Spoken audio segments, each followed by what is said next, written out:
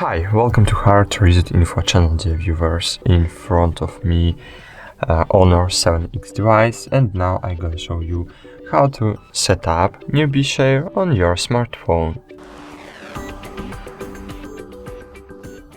Okay, firstly open control panel, then enable Wi-Fi, Bluetooth and location services, then find here a HUAWEI share, click and hold on it. Wait a while, click share more easily with your contacts. Scroll down and click agree. Cool. Now you can change your device name, you can change your device visibility mode, you can be hidden, visible for contacts only or for everyone. And you can change data usage mode.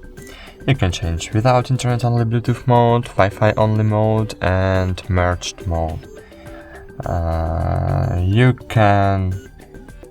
Okay, that's it. Now you can enable HUAWEI share and cool, now you can send and receive data using HUAWEI share. For example, I want to send this image from my device, in an Android device, not Huawei, not Honor, to my Honor device.